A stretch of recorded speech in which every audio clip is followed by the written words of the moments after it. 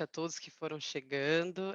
Para a gente é uma alegria muito grande estarmos novamente com nosso amigo, é assim que a gente já se sente, Luciano Klein, que não só é um trabalhador do movimento espírita, muito importante, né? Ele é professor de história, é professor de História do Colégio Militar de Fortaleza, colabora em diversas atividades do movimento espírita cearense, participou da fundação da Federação Espírita do Estado do Ceará e do Centro de Documentação Espírita do Ceará, entre outras instituições, mas uma pessoa que se dedica tanto ao resgate da memória do espiritismo no Ceará, que tem um contexto tão grande na vida do Dr. Bezerra de Menezes, que é o patrono da nossa casa. Então a gente tem um carinho muito especial pelo nosso amigo Luciano e por toda a contribuição que ele tem dado, trazendo sempre esses fatos tão importantes e tão profundos sobre a vida do Dr. Bezerra de Menezes, que nós amamos tanto, né? Então, Luciano, é sempre um prazer enorme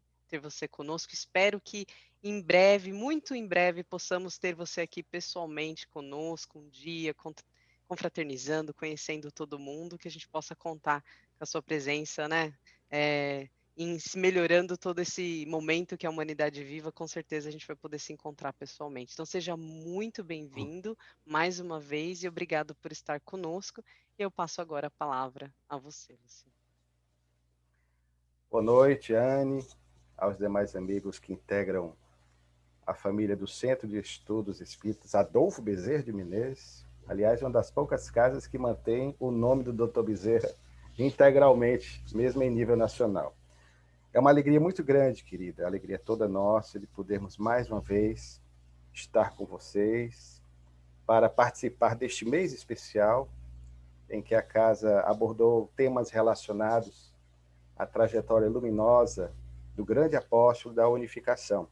E ainda mais a honra que vocês nos deram de fazer o fechamento dessas homenagens, dessas reflexões evocativas em torno da vida missionária, dessa alma peregrina, que costumamos dizer como pesquisador, como historiador do movimento espírita brasileiro, que o consideramos, no século XIX, em nosso país, Brasil, a maior expressão do nosso movimento espírita, assim também como consideramos Chico Xavier, o grande expoente do espiritismo também em nosso país no século seguinte, que foi o século XX, porque essas duas almas, elas se diferenciam de muitas outras, inclusive de nós próprios por vezes, que embora nos empenhemos por nos tornarmos pessoas melhores com aquilo que assimilamos da doutrina sistematizada por Allan Kardec, é porque tanto o Dr. Bezerra de Menezes quanto Chico Xavier empenharam-se por ter uma vida prática no tocante ao bem, no exercício do amor e da caridade. Pregavam o que viviam e viviam o que pregavam cotidianamente. E disso nós temos, como pesquisador, provas inúmeras, sobretudo no tocante à vida do Dr. Bezerra de Menezes.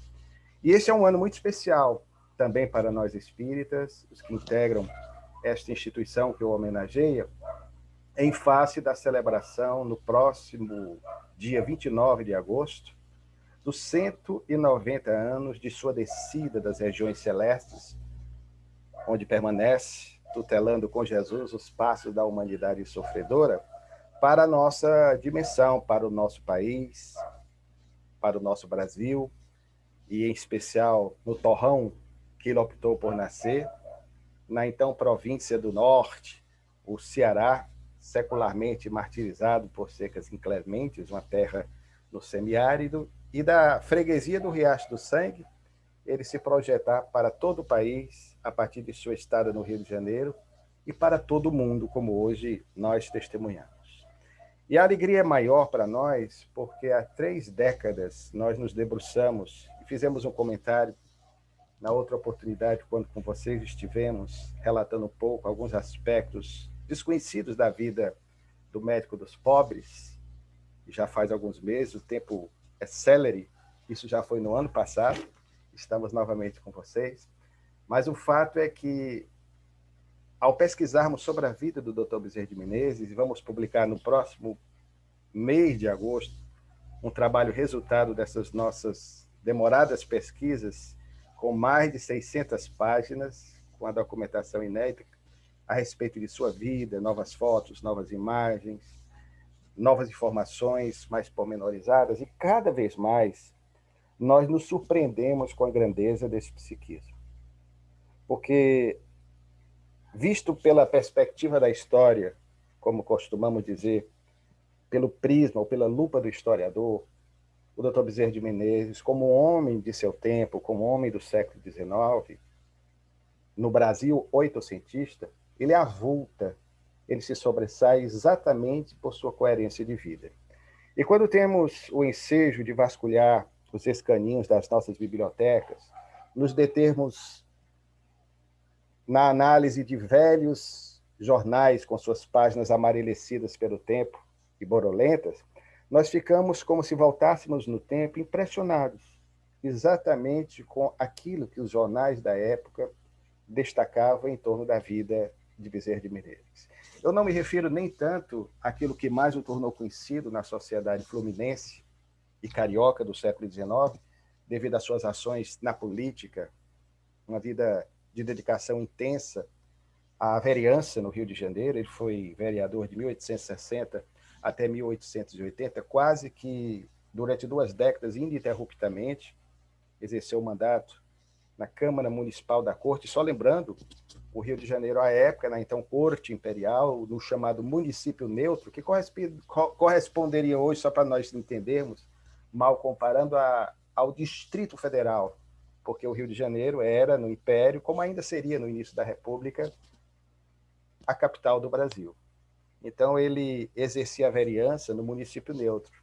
E também durante várias legislaturas, inclusive uma que as biografias não registram, no final do Império, ainda em 1889, ele foi eleito sucessivas vezes deputado-geral, que corresponderia hoje ao cargo de deputado federal na nossa República Brasileira contemporânea.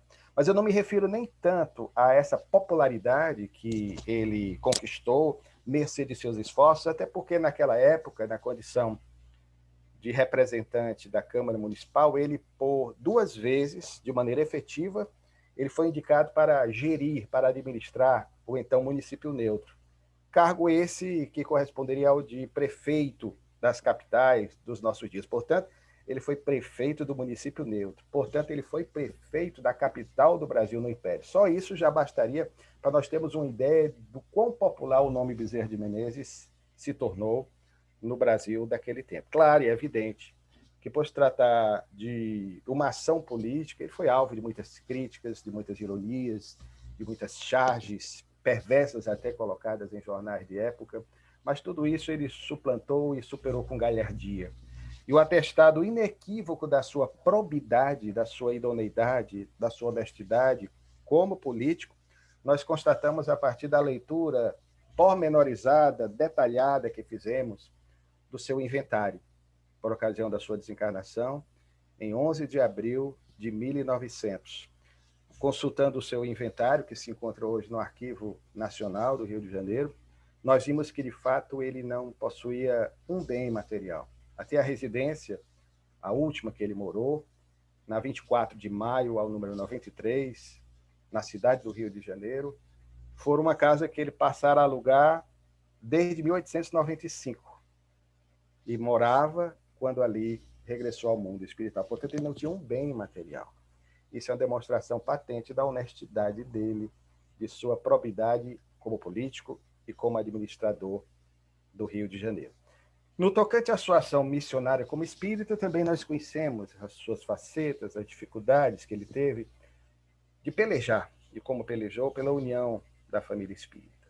Sempre trazendo, como a mensagem introdutória nos falava, e os comentários ternos e inspirados da Anne, nos comentários que fazia em torno do Evangelho, a expressão de Bezerra de Menezes, a sua postura para com o próximo, era de afetividade, na relação com todas aquelas criaturas que tinham a oportunidade de dele se acercar.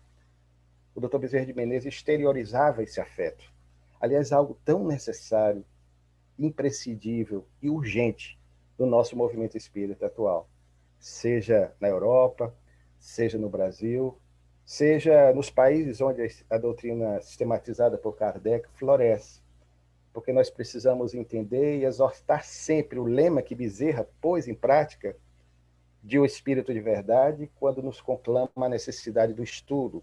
Espíritas, amai-vos, mas o estudo vem em seguida, e instruí-vos. Amai-vos é o primeiro mandamento, e instruí-vos é o segundo. E como o próprio Dr. Bezerra de Menezes diria posteriormente, repetidas vezes, ele gostava muito de utilizar essa imagem, esse emblema, que, aliás, posteriormente, curiosamente, o espírito de Emmanuel, pela mediunidade de Chico Xavier, também ressaltaria, demonstrando uma sintonia com o espírito do Dr. Bezerra de Menezes. O Dr. Bezerra de Menezes foi o primeiro a escrever um artigo no qual ele comparava a ciência e a religião, falando do conhecimento e da necessidade do amor, como duas asas. Asas que, em equilíbrio, deveriam conduzir o pássaro humano no rumo de horizontes mais promissores e mais felizes. Nós tivemos a oportunidade de conhecer essa vida multifacetada do Dr. Bezerra de Menezes, com várias ações.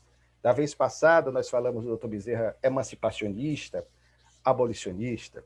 A faceta do homem que foi um empresário de grande projeção, um empresário no ramo das ferrovias, estando à frente de duas das principais ferrovias nacionais, naquela fase de efervescência do nosso país em termos de desenvolvimento, sobretudo a partir da ação pioneira de Irineu Evangelista de Souza, o barão, depois visconde de Mauá, que foi o grande responsável por propiciar ao Brasil seu primeiro grande surto desenvolvimentista em termos industriais. Na esteira dessas mudanças, inauguradas nos anos 1850, seguidos nos anos 1860, na década de 1870, o Dr. Bezerra, que era um visionário, alguém que vislumbrava um futuro promissor para o país que ele tanto amava, ele empreendeu várias atividades na área ferroviária, como, por exemplo, estando à frente da construção da estrada de ferro Macaé a Campos e de um outro empreendimento também no mesmo setor, a estrada de ferro que ligava Santo Antônio, já com a perspectiva de chegar até as Minas Gerais. Igualmente, em relação ao transporte urbano mais comum daquela época, ele esteve à frente da empresa Ferro Carril de São Cristóvão.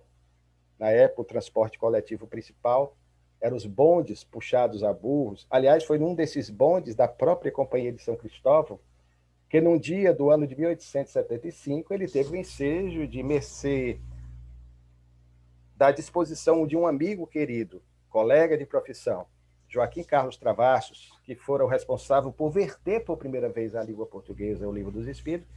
Ele teve a possibilidade de receber um exemplar dessa obra, que leu ali mesmo no bonde, concluiu a leitura na sua residência, travando por primeira vez contato com a doutrina dos espíritos, que ele oficialmente abraçaria no dia 16 de agosto de 1886, na célebre alocução que ele proferiu no Salão da Guarda Velha, na região próxima do centro do Rio de Janeiro, na Rua da Guarda Velha, assim chamada, com a entrada que dava para os jardins de uma cervejaria da época. Esse fato nós descobrimos, mas evidentemente que tinha uma proposta diferente da cervejaria dos nossos dias, era um local de entretenimento e muito espaçoso, e o Dr. Bezerra de Menezes tem a oportunidade de fazer uma preleção para um público, segundo se estima pelos jornais da época, de aproximadamente 2.000 pessoas, declarando, portanto, publicamente, corajosamente, lembremos que ele era um homem de nomeada na sociedade carioca, a sua conversão ou a sua adesão ao espiritismo. Vai ser a partir daí que ele encetará uma campanha extraordinária. E quando ressaltamos que o Dr. Bezerra de Menezes foi, indubitavelmente, o maior expoente do espiritismo no Brasil, oitocentista, e um dos maiores no mundo na divulgação da doutrina espírita, nós devemos isso ao fato de que, em 1887, antes mesmo de ele participar de atividades como presidente na Federação Espírita Brasileira, ele será presidente da FEB em 1889, e pela segunda e definitiva vez, de 1895 até 1900, quando viria a desencarnar, no exercício da função de presidente da referida entidade, que objetivava em seu tempo e ainda hoje, organizar o movimento espírita nacional. O fato é que em 1887, portanto, um ano após a sua conversão ao espiritismo, declarada de público, conforme mencionamos, ele enceta uma campanha para vulgarizar, para divulgar, popularizar os postulados espíritas e se vale da principal mídia da época, o jornal. E através de uma coluna, de um projeto iniciado pelo Centro Espírita da União de Propaganda do Brasil, do qual ele fazia parte, ele passa a escrever nas colunas do principal jornal da época, O País, do qual fazia parte o seu amigo Quintino Bocaiúva, um jornal de circulação nacional e internacional, porque o jornal era distribuído, inclusive, pela América Latina, chegando até o México. Então, na coluna intitulada Estudos Filosóficos, valendo-se de um pseudônimo que o tornaria célebre e com o qual, mais tarde, pela popularidade que o pseudônimo granjeara, ele irá também consignar, assinalar alguns dos seus romances mediúnicos. Eu me refiro ao pseudônimo de Max. Ali, de uma forma muito objetiva, de uma forma simples, ele procurava difundir o espiritismo, procurando trabalhar os seus artigos numa linguagem eminentemente jornalística, de fácil acesso ao público. Numa época em que nós sabemos, nem todos tinham acesso à escolaridade, à alfabetização em nosso país. Então ele procurava adequar numa linguagem escorreita, é verdade, mas sempre trazendo novidades, curiosidades, para despertar a atenção do leitor. Ficava sempre aquele gostinho de quero mais, com fatos do cotidiano, com casos relacionados à mediunidade ou à paranormalidade de seu tempo, que ele procurava sempre deixar o leitor na expectativa de continuar a leitura na semana seguinte, porque o jornal, a coluna dele, era uma coluna hebdomadária, ou seja, uma coluna que saía semanalmente, normalmente aos domingos, mas houve momentos em que ela também circulava aos sábados, às segundas e até às sextas-feiras. Ele permanece escrevendo ininterruptamente no jornal O País, de 1887 até 1894, portanto, 7 anos. Não é algo fácil de se manter no principal jornal da época. Depois ele transfere a coluna para o Jornal do Brasil, também outro grande jornal de circulação em seu tempo, e ainda hoje circulando em nosso país. Ele fica ali por um ano. Depois ele transfere também para um outro jornal de grande projeção, local e nacional, que era o Gazeta de Notícias. E recentemente, nas nossas pesquisas, descobrimos um quarto jornal que mostra que ele continuou escrevendo essa coluna até a sua desencarnação em 1900, que foi o jornal A Gazeta da Tarde, valendo-se sempre do pseudônimo Max. É interessante que o início dessa atividade, grandemente importante para a difusão do espiritismo em nosso país, porque muitas pessoas, se tornaram espiritistas pela coluna Estudos Filosóficos. Inclusive, por exemplo, a célebre médium Aura Celeste, cujo verdadeiro nome era Adelaide Gonçalves, ela se tornou espírita e manteve contato com o Dr. Bezerra de Menezes a partir da leitura da referida coluna. Como outros tantos mais nomes que mais tarde iriam se projetar na luta em prol da difusão do espiritismo em nosso país. Então vejamos que, embora nós entendamos o aspecto missionário do Dr. Bezerra de Menezes, nas suas lutas, na sua intensa atividade em prol da união da família espírita brasileira, fato, aliás, sobejamente comentado pelos expositores, bastante conhecido, mas poucos sabem dos seus sacrifícios pessoais para alcançar esse objetivo, e foi ele, de fato, quem estruturou a Federação Espírita Brasileira na segunda gestão.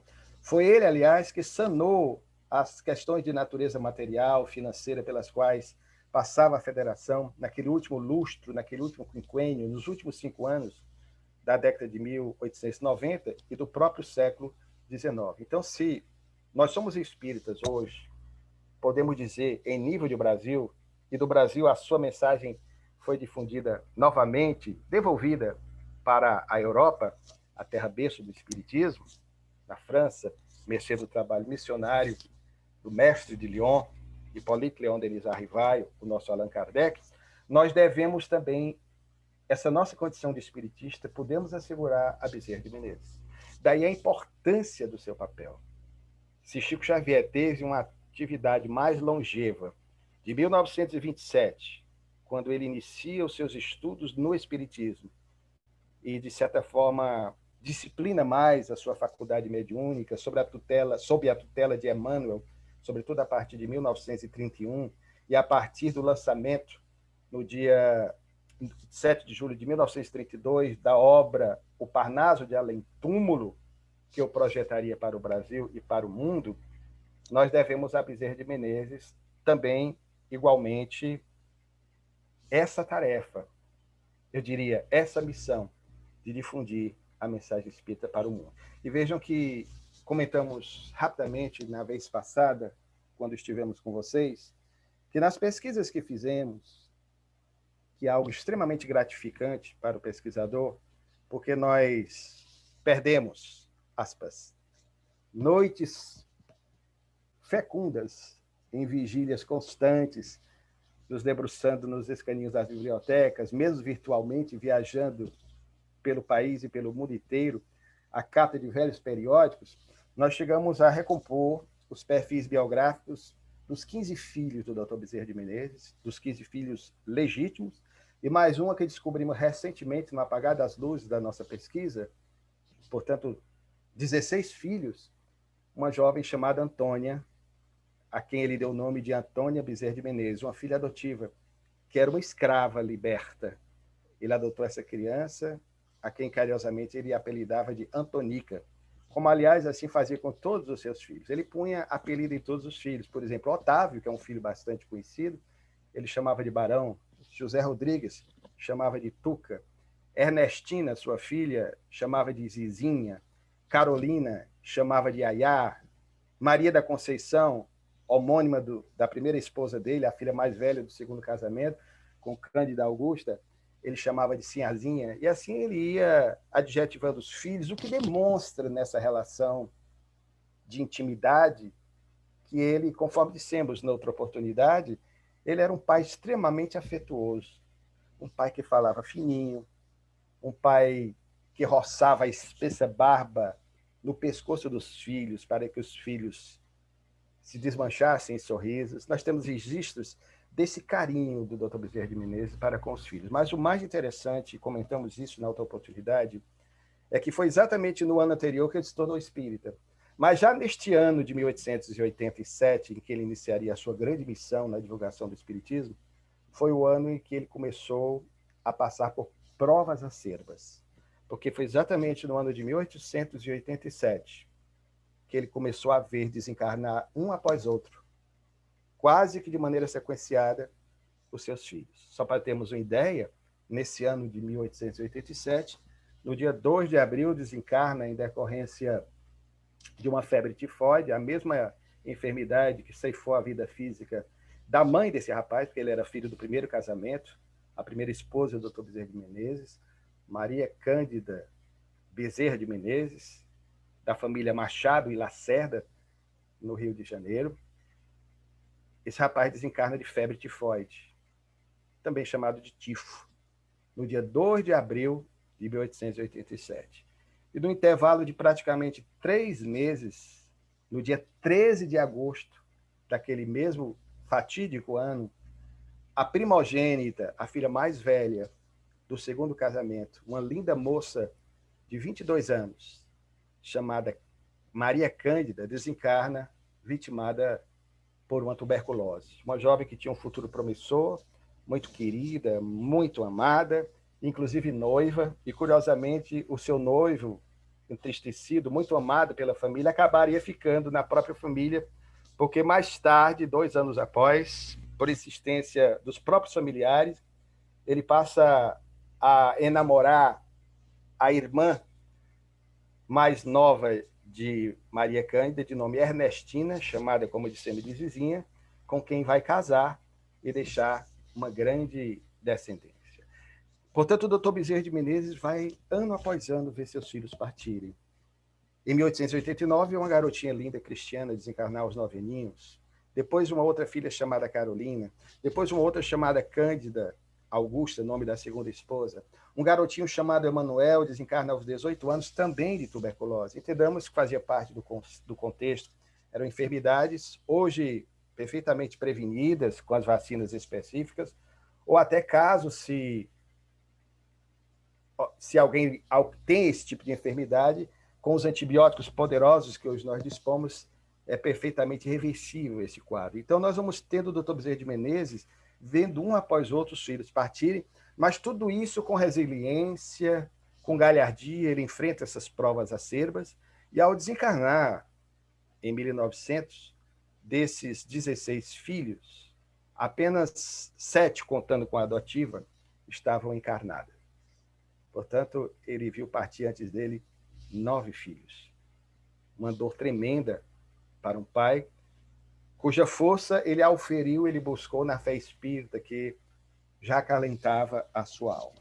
Esse é o Dr. Bezerra de Menezes, uma alma que talvez as pessoas não imaginem, como aliás soia acontecer com todas as almas missionárias na própria história do cristianismo, que vêm para missões específicas, elas não encontram facilidades. Basta que observemos as vidas dos grandes santos, dos grandes avatares, dos grandes luminares da história, no cenário, no campo da fé, das mais variadas religiões, que foram almas que na Terra passaram por vicissitudes, experimentaram agruras, dores, dificuldades necessárias, talvez, a um despertamento mais urgente das lembranças dos compromissos assumidos, segundo entendemos pelo Espiritismo, de suas próprias promessas, dos seus próprios desafios já previstos e assim refletidos antes da reencarnação. Nós vamos ter, portanto, o Dr. Bezerra de Menezes como alma, que é tudo isso e experimentou. Mas uma faceta que gostaríamos também de comentar a respeito dele, e só lembrando, o Dr. Bezerra também na área empresarial, antes que nos esqueçamos, foi resultado das nossas buscas, ele continuou sendo empresário até os anos 1890. Além das empresas citadas, já registradas em outras biografias, encontramos ainda o Dr. Bezerra de Menezes à frente de 2 instituições bancárias nos anos 1890. Um banco, presidido por ele, chamado de Banco Mútuo, e o Banco Evolucionista. E também uma empresa de construções, a Companhia Nacional de Construção, que tinha um departamento de exploração de sal na cidade do Rio de Janeiro. Então, vejam que ele estava à frente de tudo isso. Teve uma companhia lá ligeira que objetivava a exploração de lã, de ovelhas, algumas delas trazidas da Europa. Então, ele pensava no progresso do Brasil. Mas alguém poderia perguntar, se ele tinha tudo isso, como é que ele empobreceu da noite para o dia? Além da política, que naquela época, diferentemente da política de hoje, não dava aos que exerciam cargos públicos no Brasil tantas vantagens assim, tanto que ele teve que dilapidar parte do seu patrimônio para investimentos nessa área. Também, no início dos anos 1890, já com o Brasil republicano, e o Dr. Bezerra fez parte desse movimento, fundou um partido republicano, o Partido Democrata Federal, pelo qual, inclusive, concorreu ao cargo de senador em 1896 e em 1897, quando ele definitivamente abandonou a política para se dedicar integralmente à prática médica, sobretudo na área da homeopatia, que ele tanto admirava, que ele tanto respeitava e que houvera sido outrora responsável, claro que numa atividade mediúnica bastante conhecida, prodigalizada por um médium, seu amigo, chamado João Gonçalves do Nascimento, a cura de uma dispepsia de natureza nervosa sua, quando seu amigo desencarnado, o Dr. Francisco de Menezes Dias da Cruz, lhe faz o receituário de um medicamento para a enfermidade que a medicina oficial não conseguira, durante 4 anos, debelar,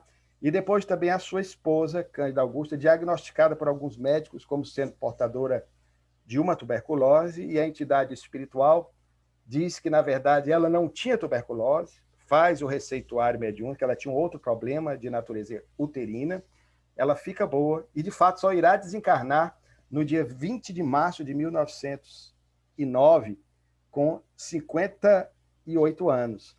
Vejam que ela irá desencarnar, e nós temos o atestado de óbito dela, não em decorrência de tuberculose, comprovando que realmente ela não tinha aquela enfermidade, senão, muito possivelmente, a doença teria reaparecido futuramente.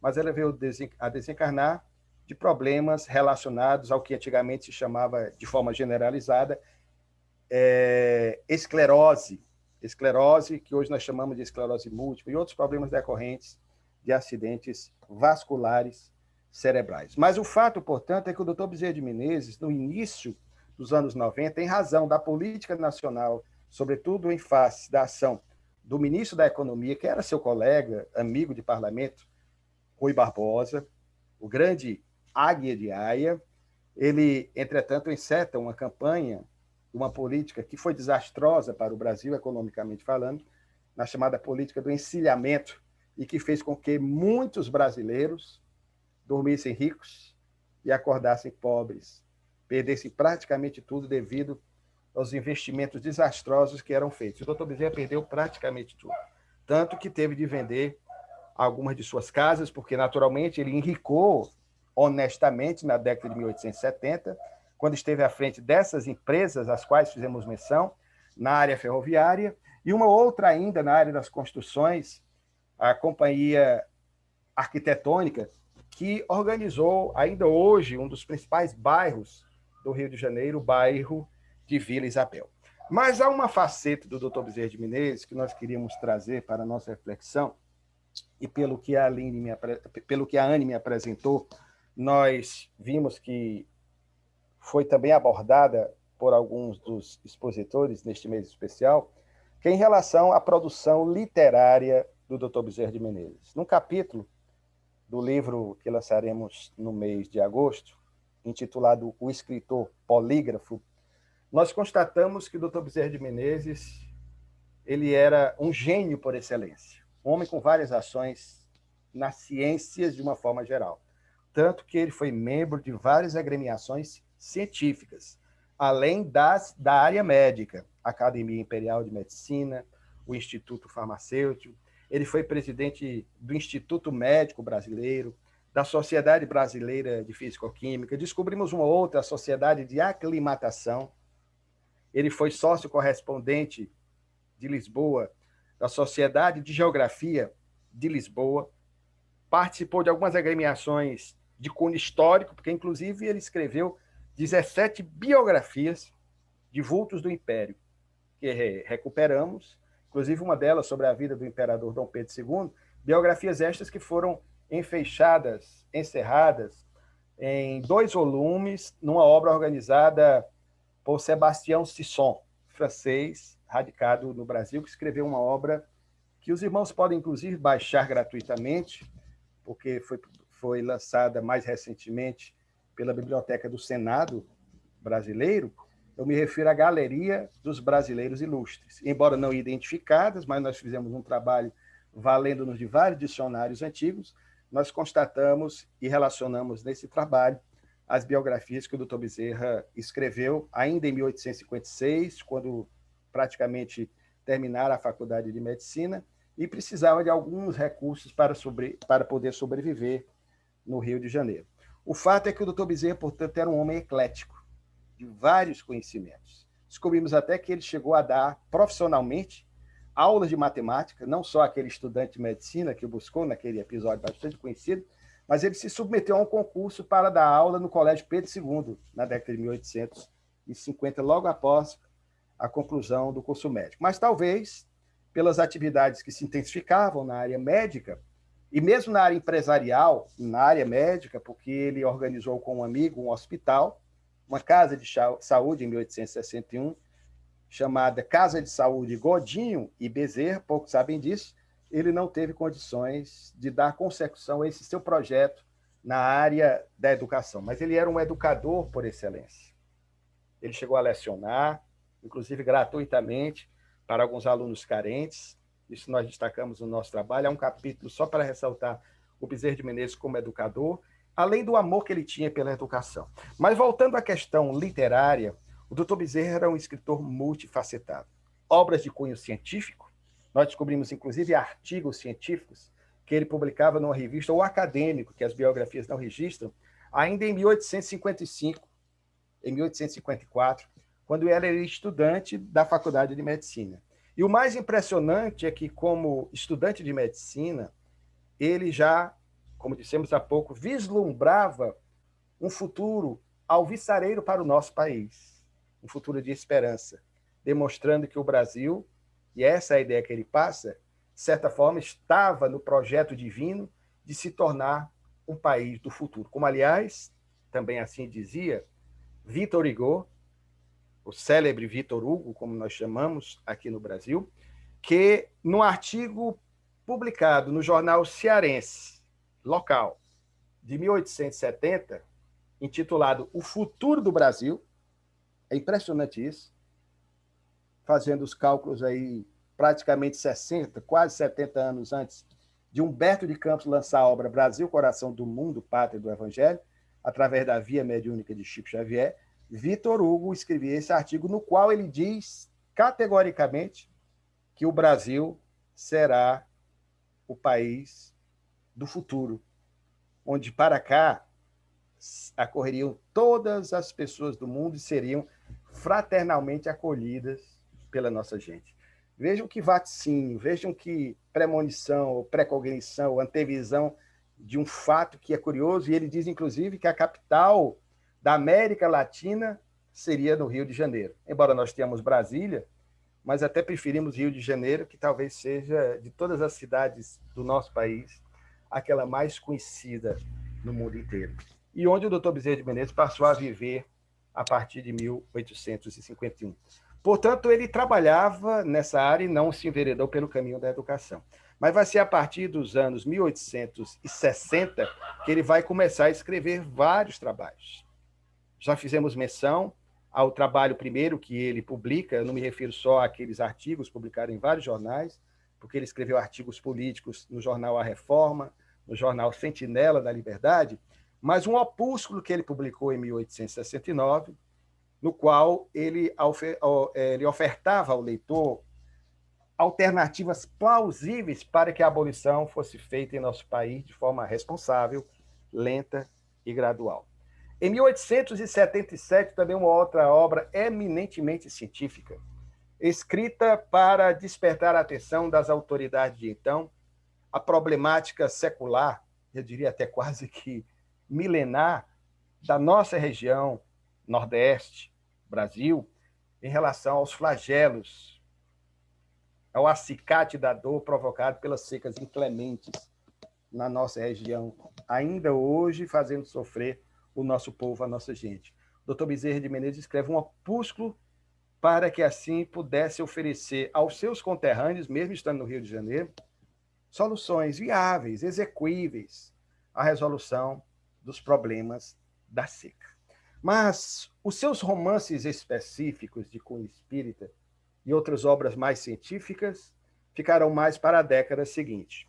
O primeiro romance escrito pelo Dr. Bezerra de Menezes não está ainda catalogado nas biografias e nem faz parte das biografias, não está registrado, porque é um romance inédito que se encontra em forma de manuscrito e está no setor de obras raras da Federação Espírita Brasileira, em Brasília. Nós tivemos a oportunidade de consultar esse romance com a ajuda de amigos e paleógrafos que fizeram a leitura da letrinha fina e inclinada do Dr. Bezerra de Menezes, nem sempre tão fácil de se ler.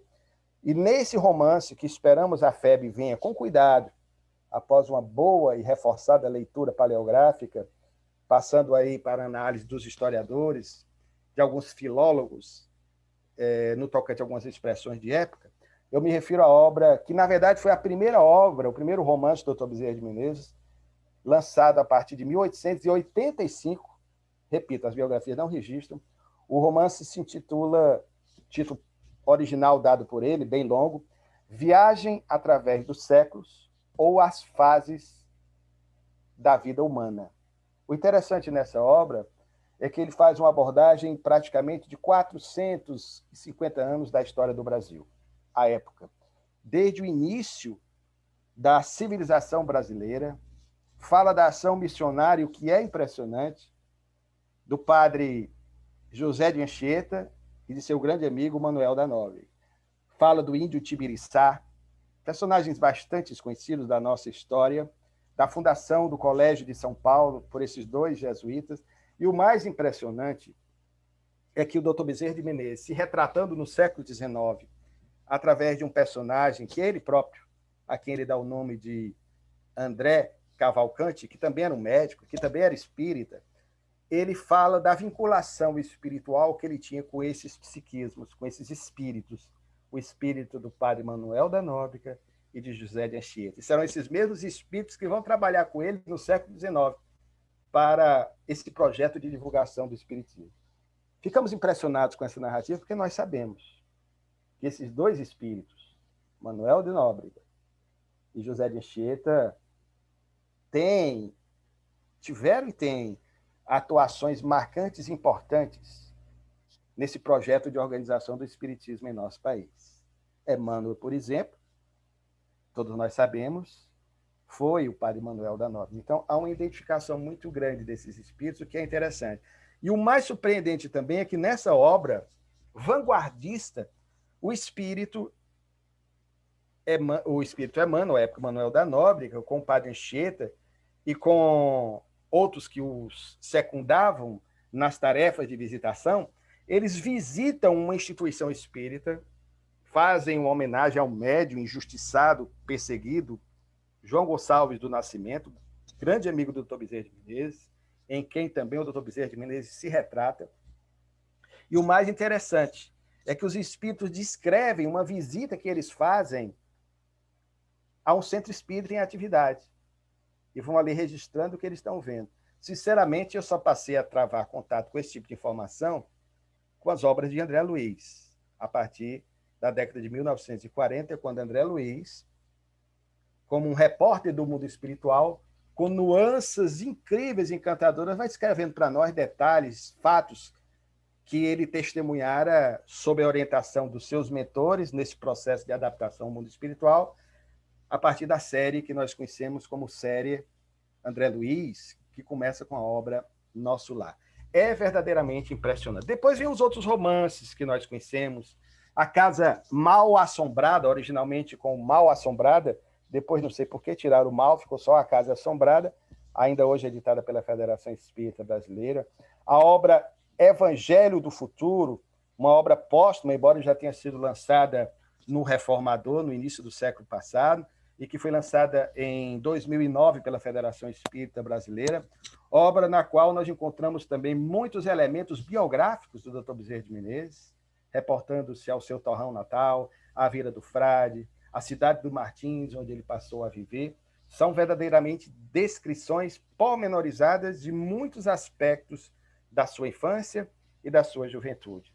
Nós encontramos, inclusive, um romance incompleto, manuscrito dele, desconhecido do público, que está no setor de obras raras da FEP, chamado de O Banido. Ele não chegou a publicar. Nesse romance, ele fala, inclusive, detalhe como era a sua casa no Ceará. A fazenda, ou sítio das pedras de seu pai, na freguesia do Riacho do Sangue. Descreve, nós transcrevemos, evidentemente, para o trabalho, nós nos antecipamos e fizemos a devida anotação, e ele descreve as características da casa, caiada de branco, pequena, as portas, a árvore que a protegia, dava sombra, o tipo de árvore, algumas coisas da vegetação local, que ele ali testemunhara quando criança. Fala do calor materno, do carinho, do afeto dos pais, enfim. São obras que nos mostram um pouco a ação missionária do Dr. Bezerra de Menezes. Além de outros romances, como o romance A Pérola Negra, um romance abolicionista. É curioso que ele chegou a publicar esse romance num jornal da época, no Rio de Janeiro, os 4 primeiros capítulos. Depois veio a abolição e o livro estava projetado para ser lançado no mesmo ano da abolição, em 1888. A abolição oficial do Brasil é de 13 de maio de 1888. A obra também só seria, no entanto, lançada póstumamente pela Federação Espírita Brasileira no início do século passado, ainda em forma de folhetim pelo Reformador.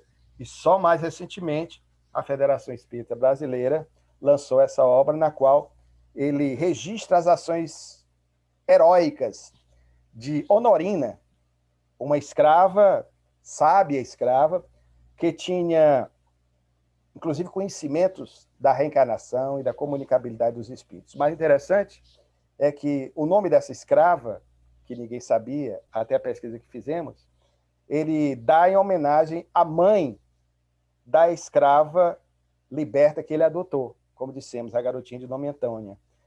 Ela tinha uma mãe que se chamava Flausina Honorina. Então ele pega o nome da mãe da sua filha do coração e faz uma homenagem à mesma, destacando aí o amor também que ele tinha pelo povo que, arrancado da sua terra natal, a África, ajudou a construir o nosso país e que, infelizmente, depois foi preterido, foi esquecido e foi injustiçado. Mas em relação a outras obras do Dr. Bezerra de Menezes, e vocês tiveram a oportunidade de conhecer uma delas, que foi a carta dirigida ao irmão mais velho, Manuel Soares da Silva Bezerra, nascido em 1810 e desencarnado em 1888, o irmão que o Dr. Bezerra de Menezes teve como segundo pai. Essa carta só foi viabilizada à mercê do concurso do primo parente, portanto, poeta e espírita cearense Juvenal Galeno.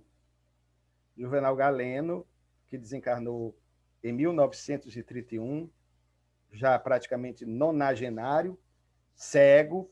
Ele, por ser espírita, recebe em Fortaleza Manuel Quintão, que aqui passou em 1920, e lhe presenteou com os originais da carta manuscrita pelo Dr. Bezerra de Menezes, no qual ele respondia ao irmão acerca de uma outra carta que o irmão houvera mandado para ele no Rio de Janeiro, reprochando-lhe a conduta, muito provavelmente após o conhecido episódio que fizemos menção, no dia 16 de agosto de 1886, que ganhou o mundo, porque vários jornais da corte, e da corte eram distribuídos pelo Brasil, chegando até o Ceará, mencionaram o fato de que o Dr. Bezerra de Menezes se tornara espírita. Então, o Manuel Soares era, embora a sua postura contra o espiritismo, um homem bom, um homem profundamente religioso, que recebeu várias condecorações do próprio Papa Pio IX, à época, cavaleiro da Ordem do Cristo. E diríamos até que Manuel Soares era uma espécie de Saulo, defensor implacável da sua concepção de fé. Mas era um homem casto, era um homem bom, era um homem justo, no entendimento do que ele achava ser a verdadeira religião. Diríamos que ele era o Saulo, ou melhor, o Paulo, antes da espiritualização. Ele não havia ainda tido o seu encontro pessoal com Jesus na estrada de Damasco. Mas o mais interessante é que nós soubemos e tentamos, até o presente momento não encontramos, que a carta que o irmão escreveu ao Dr. Bezerra de Menezes, no Rio de Janeiro, que motivou o texto que virou livro, publicado pela Federação Espírita Brasileira, originalmente em folhetim, no Reformador, a partir dos anos 20, 1921, depois foi fechado em livro e virou uma carta de Bezerra de Menezes. Nós soubemos que, na verdade, circulava aqui em Fortaleza a carta original de Manuel Soares a Bezerra de Menezes. Nós buscamos, procuramos com a parentela, infelizmente ainda não encontramos. Vários amigos do nosso Instituto Histórico local disseram que chegaram a ver essa carta, em que Manuel Soares, de uma forma contundente, fazia severas advertências ao irmão, mas infelizmente nós não tivemos ainda, quem sabe no futuro encontremos, acesso a esse documento, que seria muito interessante, porque aí nós iríamos ter uma ideia da carta original que motivou a resposta do irmão através da hoje transformada em obra, uma carta de Bezerra de Menezes. Mas queríamos fechar a nossa reflexão, não poderíamos deixar de fazer menção a esse fato, e até havíamos acordado com a Anne, que pediu para que fizéssemos também um enfoque a respeito dela. De todas as obras, de todos os livros publicados pelo Dr. Bezerra de Menezes, a obra que diríamos foi o seu xodó, usando uma expressão bem nossa, nordestina, a obra de sua predileção não foi nenhum dos romances, e outros tantos mais que ele escreveu. O tempo não nos permite aqui fazer uma abordagem mais detalhada a respeito dos mesmos. Mas a obra de sua predileção, a obra do seu coração, que motivou a sua atenção especial, uma obra eminentemente de cunho científico, foi a obra que viria a lume póstumamente, em 1920, sob o título de A Loucura sob um Novo Prisma. Essa obra nos permitiu fazer uma pesquisa demorada a partir da qual nós descobrimos coisas que não esperávamos descobrir.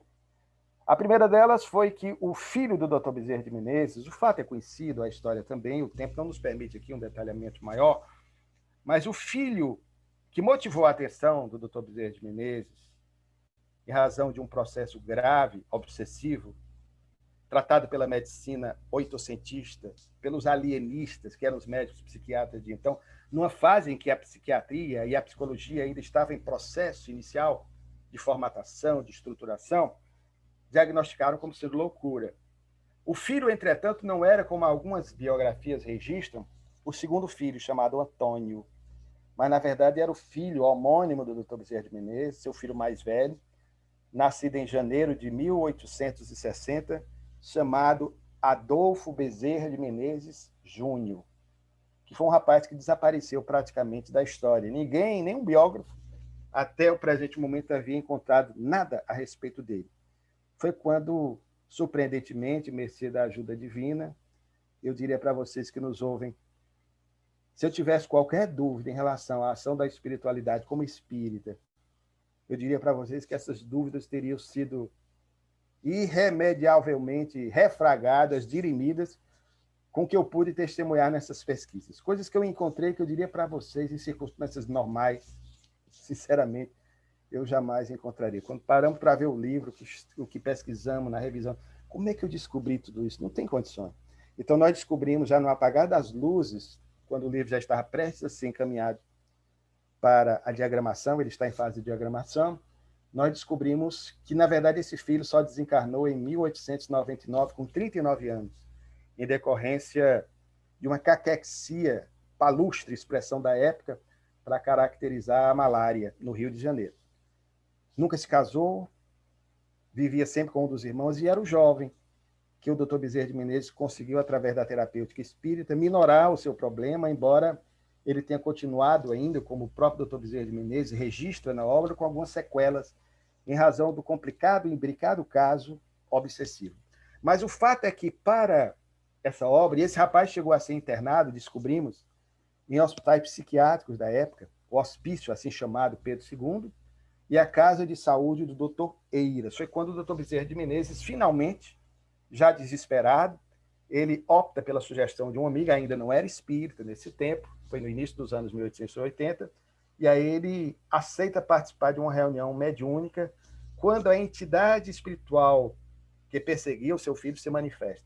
É interessante porque na versão original da obra que nós tivemos acesso, é bem diferente do livro que viria a lume em 1920, com o título definitivo de A Loucura sobre o Novo Pismo. E é interessante que o Dr. Bezerra de Menezes ele escreveu essa obra bem vagarosamente. Nós encontramos em vários dos seus estudos filosóficos registros de que ele estava finalizando a obra, no final dos anos 80. Não concluiu a obra. E depois nós entendemos por quê. Ele estava acompanhando o que a ciência, na área da psiquiatria, da psicologia, estava trazendo de novidades para que ele pudesse fundamentar bem essa sua tese, que era um trabalho, portanto, eminentemente científico. E ele vai protelando, chega os anos 90, ele não publica, até que, finalmente, ele estabelece um cronograma para a conclusão dessa obra, que seria o ano de 1900. Por que o ano de 1900? Porque o Dr. Bezerra de Menezes intencionava levar pessoalmente a sua obra para ser lançada aí na Europa, em Paris, no mês de setembro de 1900, quando aconteceu o célebre Congresso Espírita e Espiritualista de Paris. Congresso do qual fazia parte Leon Denis, que era amigo por correspondência do Dr. Bezerra de Menezes, congresso do qual fazia parte Gabriel Delany, Alexander Aksakov, Alfred Russel Wallace, o grande precursor das ideias e sucessor também na difusão das mesmas, da evolução, tanto das espécies, conforme assim Charles Darwin definia, mas também na perspectiva da evolução do psiquismo, do espírito, das reencarnações, como ele entendia. Então, esse pessoal todo estava lá. O Dr. Bezerra de Menezes, que falava fluentemente o francês, tanto que traduzira obras póstumas e traduzira também do espanhol a obra Roma e o Evangelho, de Jaime Pellicer, o Dr. Bezerra de Menezes pretendia levar pessoalmente a obra e certamente fazer em francês uma preleção a respeito da sua tese eminentemente científica, no qual se valia da terapêutica espírita, fundamentada exatamente na obra de O Livro dos Médiuns, a segunda obra de Allan Kardec, lançada em 1861. Infelizmente, como sabemos, por sua biografia, no final de 1899, no mesmo ano em que seu filho desencarnou, talvez até pela desencarnação do filho, ele começa a ter problemas relacionados às disfunções cerebrais, provocado por um acidente vascular cerebral, prostra-se e desencarna no dia 11 de abril de 1900. Fisicamente, ele não pôde se fazer presente no aludido congresso, mas certamente espiritualmente ele marcou presença. O mais interessante é que após a sua desencarnação, a obra ficou esquecida, ficou engavetada. E 20 anos após, em 1920, seus filhos encarnados e 2 genros resolveram capitanear um trabalho objetivando homenagear o pai, o sogro querido, em face dos 20 anos do seu regresso triunfal ao mundo espiritual, e resolveram, com recursos próprios, tirando dinheiro do próprio bolso, bancar a edição da primeira versão do livro A Loucura sob um Novo Prisma, que saiu pela editora Boêmia, do Rio de Janeiro. Somente em 1946, portanto, 26 anos depois, foi que a Federação Espírita Brasileira lançou essa obra com o seu selo. Uma obra que, inclusive, serviu para fundamentar muitas teses e também permitir que muitos médicos espíritas combatessem ou debatessem com alguns outros médicos materialistas que, na década de 1920 e, sobretudo, nos anos 1930, naquela tese esdrúxula, absurda, que foram levantadas para combater o espiritismo, inclusive com apoio de lideranças católicas ligadas à medicina, de que o espiritismo era uma fábrica de loucos. A obra do Dr. Bezerra de Menezes foi uma das obras mais utilizadas para mostrar que ali estava um cientista de nomeada, um médico que pertenceu à Academia Imperial de Medicina e que lançava uma tese explicando que, na verdade, se fizéssemos uma enquete àquela época e constatássemos a religião dos que estavam nos chamados, então, hospícios, casa de saúde mental, como nós preferimos chamar nos nossos dias, o maior número dos que ali se encontravam não eram por serem espíritas, mas normalmente de outras expressões religiosas, de outras denominações cristãs. Então, este é o Dr. Bezerra de Menezes que nós conhecemos.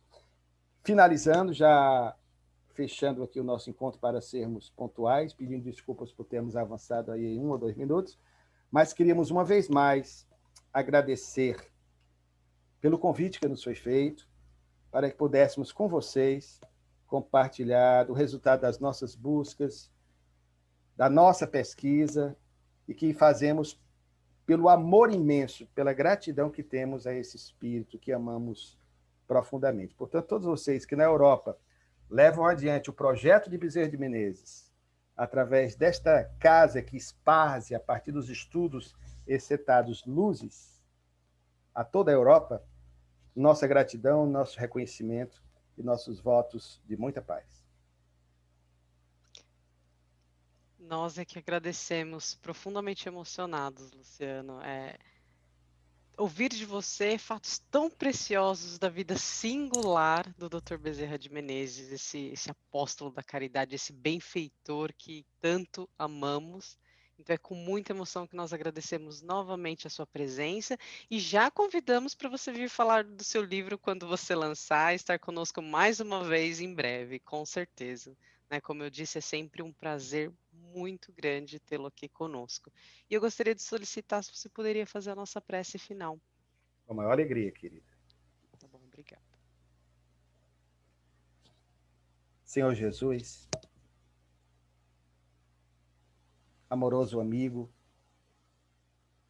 tutor de nossas vidas, permite-nos neste instante em que finalizamos as atividades desta noite, neste encontro em que, nos valendo dos recursos da tecnologia dos nossos dias, em face das circunstâncias, temos o ensejo de evocar-te a lembrança, na releitura da tua mensagem, outrora proclamada na Palestina, rediviva pelo Espiritismo, que é o teu Consolador prometido. Permite, Senhor, que possamos contar sempre com a tua paternal, terna e amorosa presença, através também da intermediação de benfeitores espirituais que nos guiam os passos e que, por se encontrarem na dimensão espiritual, com maior lucidez, sabem os caminhos mais seguros que deveremos trilhar para lograrmos alcançar, no termo da nossa jornada terrestre, a palma da vitória. Permite, Senhor, mais até, que possamos contar sempre com a presença sempre querida do venerando apóstolo da unificação, do nosso doutor Adolfo Bezerra de Menezes Cavalcante, pai espiritual da alma da nacionalidade brasileira, que sob tua tutela e dos amigos que dirigem os destinos da nossa pátria, tem, por muito nos amar, volvido às dimensões mais próximas da crosta planetária em nosso país, na Europa, nas casas espíritas espalhadas pelo mundo, que solicitam sempre a sua presença, que ele possa, direto ou indiretamente, através dos seus mensageiros, dessa corte de espíritos benevolentes que o seguem, continuar sempre nos inspirando a que nos tornemos, o que é mais importante, pessoas melhores, mais afetuosas, mais fraternas, mais espíritas, mais cristãs. Abençoa nossos companheiros desse singelo grupo de estudos que homenageia o venerando apóstolo, dando-lhe o nome, para que possa continuar com a sua missão de levar à Suíça e à Europa a mensagem redentora do Espírito de verdade. Se conosco, ó Mestre tão amado, agora, hoje e por todo sempre, que assim seja.